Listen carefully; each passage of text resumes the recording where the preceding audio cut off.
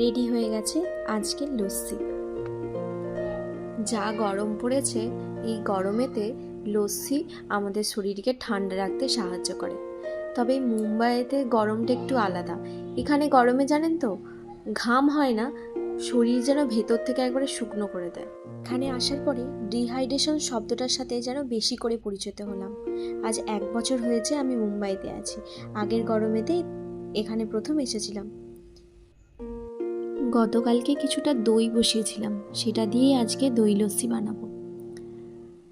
প্রথমবার দই বসানো নিয়ে মনের মধ্যে একটু ভয়ও ছিল, তারপর দেখলাম না মোটামুটি ভালোই বসেছে দইটা, সেটা নিয়ে আজকে লস্যি বানাবো।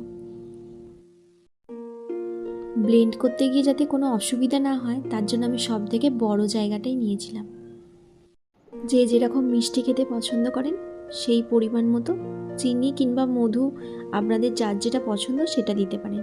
এরপর দিলাম গোলমরিচের গুঁড়ো, বিট লবণ, আর তার সাথে একটু সাদা লবণ, কয়েক টুকরো বরফ আর অল্প পরিমাণে জল।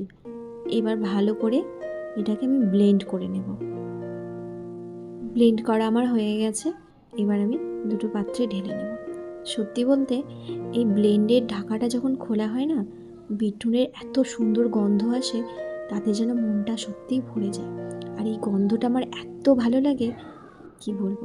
তোমাদের কার কার ভালো লাগে অবশ্যই কমেন্ট করে জানাবে। আমরা যেহেতু এখানে দুজনেই থাকি, তাই অল্প পরিমাণেই বানিয়েছি।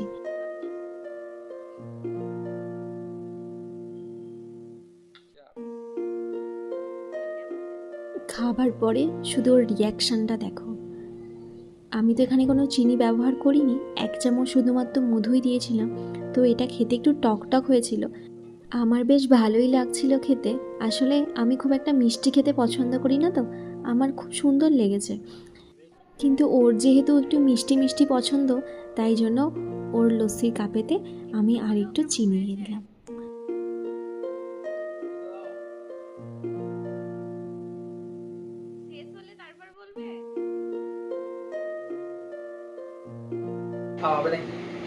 আমার ভিডিওটা কেমন লাগলো কমেন্ট করে সবাই অবশ্যই জানাবেন। সবাই ভালো থাকবেন, সুস্থ থাকবেন।